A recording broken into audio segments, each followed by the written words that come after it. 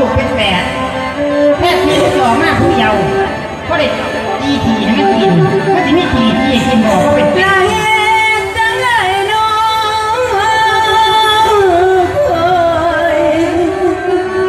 อินว่าอะไรกันใครไม่ตะกี้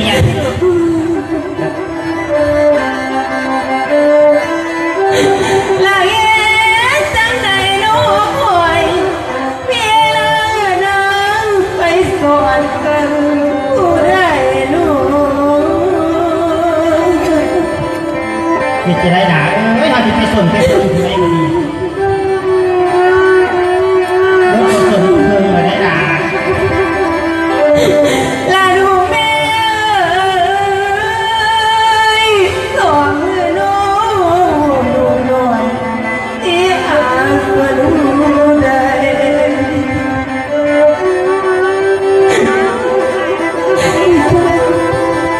ที่เต็มที่เลย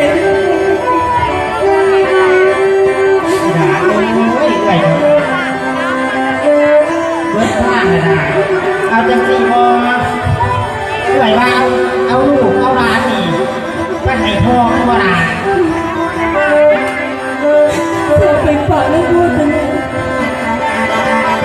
ผู้งานผู้ไปผู้ไปยิ่งเติมเลยไปเอาอันเงินค่าจูบค่าลูกเต่าก็ดีได้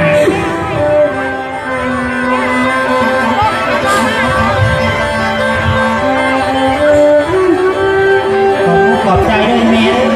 มาสอนรถหนุนอยู่นุ่มอยู่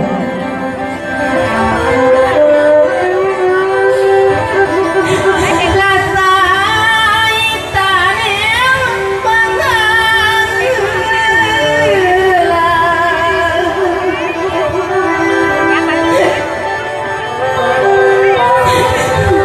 เพราะเบยนุ่มหันมันแพงโทษท่านก็ไงเนาะ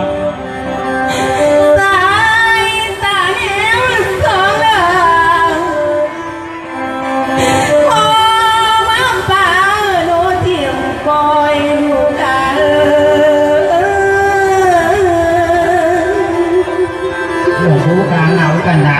เฮ้ยจะได้ทีทีมทีทุกแบบนี้ทุกวันอย่างพวกไว้กันเนี่ยเลยเจอไอ้กันเลยน้องฟังมาเรื่องฟังเด็กแก้วมาตายจอยรำ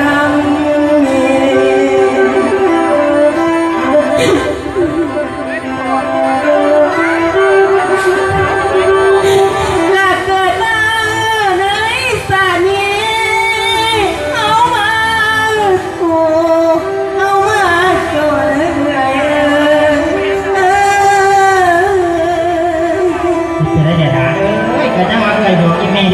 กันจับมาจะเกิดว่าถูกจนแบบนี้กูบอกว่าตัดสายดูถิ่มแต่กูยังหน่อย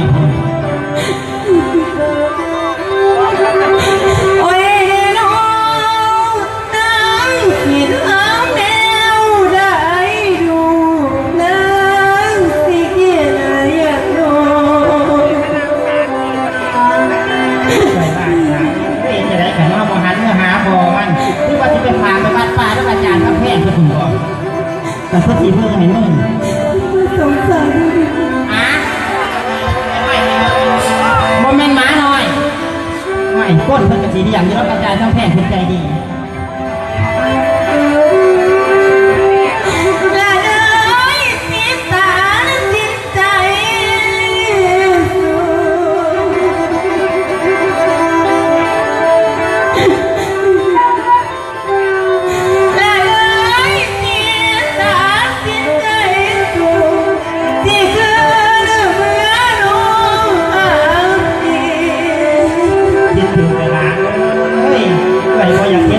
สองโตนี่มันเป็นเครื่องเรื่อย